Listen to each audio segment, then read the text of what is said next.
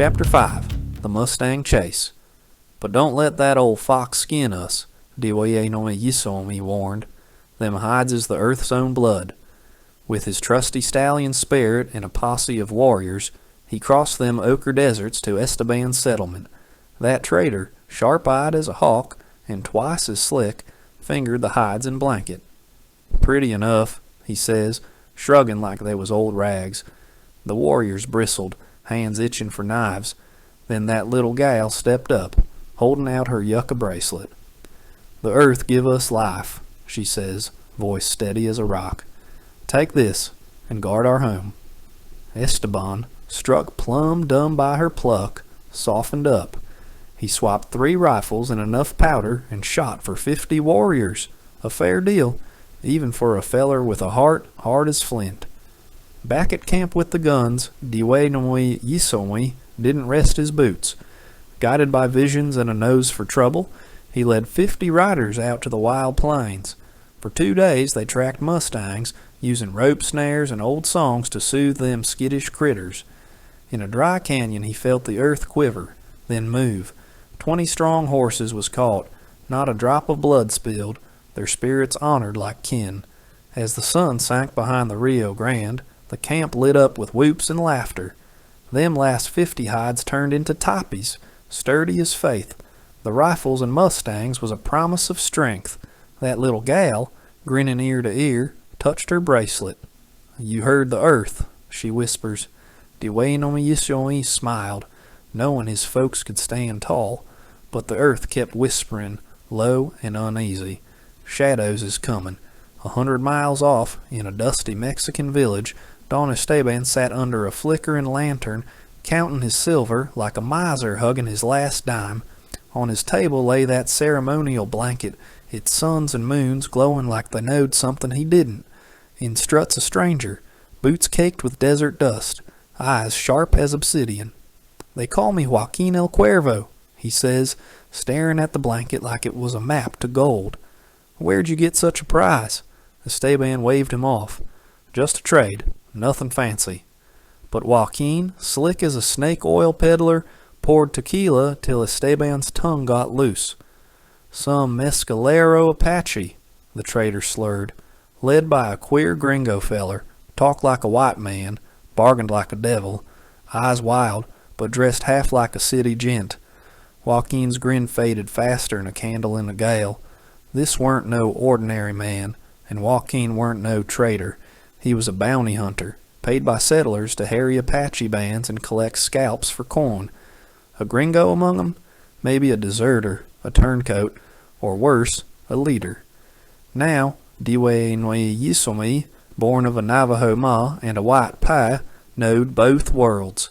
Raised a spell in white towns, he spoke English smoother'n a river rock, read traders' eyes like a book, and haggled sharper'n a St. Louis merchant. But his heart beat for the earth, for the mescalero. Chapter 6. The dusty March Joaquín, dreaming of scalp gold, lit out at dawn for Santa Fe. There, in the governor's adobe palace, he found Manuel Armijo, a feller meaner'n a stepped-on rattler. "A gringo leads the mescalero," Joaquín says. "They got rifles, horses, and a strong camp by the Rio Grande. This Dwení Yómí, he's trouble." Armijo's fingers tapped his desk like a hangman's drum. "A half-blood, eh? Fetch him, alive if you can, dead if you must." Back at the mescalero camp, Dwení Yómí sat by the Rio Grande's edge, under Sierra Blanca's starry gaze. That little gal with the bracelet plopped beside him, eyes big as moons. "What's the earth say now?" she asks. He looked north, where a raven sliced the sky like a knife. "It says shadows is comin'." The tribe had rifles, horses, hope, but the earth muttered one last truth: betrayal's walking close. Now Dwení Yómí was wanted in 2 nations, Mexico and the States, hunted like a fox by scalp chasers and lawmen. The feller once called "He who hears the earth" was Níníłch'į again, him that runs, not 'cause he was yeller, but 'cause he aimed to keep his folks free. And I reckon, friends, the real scrap's just commencin'. A man with the earth song in his bones and a price on his head ain't one to lay down easy. Under the blazing, unforgiving sun of summer, a ragtag squadron led by Joaquín El Cuervo and Subteniente Ramos come trudging through the desert, aiming for Cañon de Chelly like hounds on a scent. 'Twas a long, dawdling column, plain as day from miles off. 15 dusty riders, sweating through their shirts, and 12-pack mules, each lugging canvas sacks crisscrossed on their saddles, looking for all the world like crosses toted to some cussed mission. Them sacks held jerky, pressed tortillas, ground corn, and black beans, victuals to keep a man's belly from howling. Tucked under a blanket, a little keg of mezcal was hid, for morale, they claimed, though I reckon it was for forgetting the heat. Sacks of oats fed them wore-out horses, and big water skins, swinging rhythmic-like on each mule, sloshed with every step. Every man had a spare water horn at his hip, tied with frayed rope, 'cause in that desert, water's worth more'n gold. To dodge the scorching sun and the keen eyes of Apache or Comanche scouts, Ramos and Joaquín laid down law like a pair of schoolmarms. March from 7 till 11 in the morning. Siesta in whatever shade they could scrounge, from 11 till 5. March again from 5 till sundown, hunting a camp near water. To Chapter 7, Tracks in the Dust. During one siesta, in a lonesome patch where a creosote bush was the only shade for miles, a vulture circled overhead, silent as a ghost. 3 Creole fellers, leaning on their saddles with hats pulled low, jumped like cats on a hot stove. "Don't like it, amigos," one mutters, squinting. "That bird ain't circling for fun." "Vultures only come when death's lurking," says another, spitting in the dust. The third, face hard as flint, grins up at the sky. "That ain't no carrion buzzard. That's a king vulture. Bringer o' luck. He'll show us the way. Mark my words." Nearby, an armadillo skittered out of a thorn bush, dodging a rattler's snap by a whisker. That snake slunk off into the rocks, while the armadillo hid under a boulder, shaking like a leaf. Come evening, the squadron stirred, gearing up for the night march. Horses was balky, mules was ornery, but the order was clear. Move quiet, and mind the snakes and scorpions. Stars lit up one by one, and in the distance coyotes howled, lonesome, ghostly yowls that set them soldiers' nerves to jangling like loose spurs. Joaquín rode out front, staring straight ahead like a man possessed. Ramos, quiet as a grave, kept a hand on his carbine. The fat aide-de-camp, puffing and red-faced, sweated through his cross-shaped bandoliers, looking fit to keel over. Their mission was plain, nab that gringo leading the mescalero, but the desert, with its burning sand and slinking shadows, seemed to have other notions. Next morning, the sun rose, meaner'n a stepped-on hornet, cracking the earth like old leather. Round mid-morning, as the riders plodded along a stony ridge, one of them Creole scouts hollered sharp, "Tracks! Right here! A mess of hoofprints!" Joaquín spurred up, easing off his horse, slow-like. He crouched, running a cracked hand over the deep prints in the dust. They showed a string of horses, all heading the same way as his outfit. Ramos dismounted, peering over his shoulder. "Could be that caravan from 2 weeks back," says he. "The one the Apache traded with Esteban." Joaquín nodded, but his gut wasn't so sure. 2 weeks is a spell," he mutters. "Ain't been rain nor wind, just sun and dry.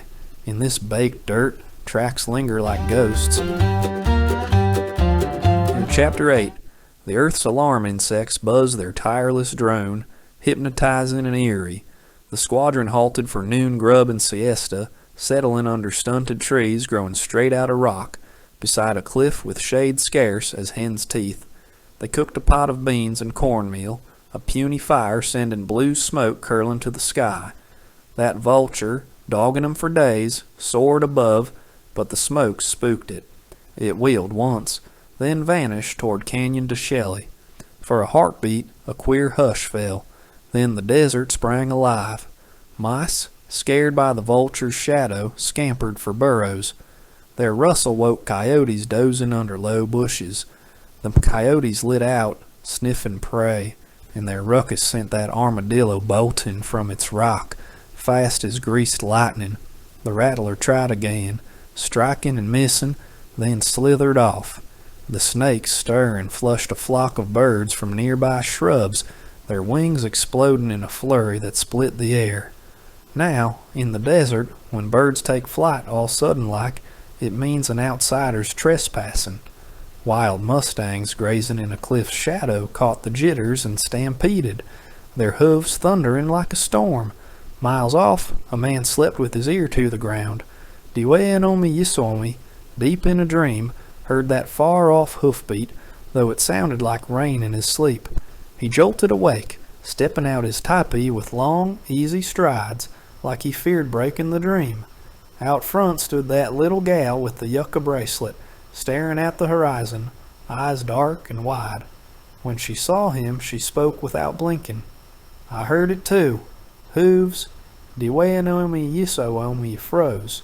Dream and truth melted together, sure as sunrise. No doubt now, something or someone was coming. Tonight we'll parley with the elders, says he. We'll kindle the fire and call the council. As the sun dipped and shadows stretched, the camp's heart glowed with the first crackling twigs. Gomez, Cigarrito, and old Marcos slipped in quiet-like, rising from the night like stones come alive. That yucca bracelet gleamed faint in the firelight, like a prophecy waiting to speak. Now, Dwení Yómí, once he who hears the earth, felt his old name stirring, Níníłch'į, him that runs. Not 'cause he was yeller, mind you, but 'cause he dodged scalp hunters and lawmen from 2 nations to keep his folks free. Joaquín's squadron was closing in, their tracks plain as a printed page, and the desert itself was singing warnings. Vultures, coyotes, mustangs, all telling the same tale.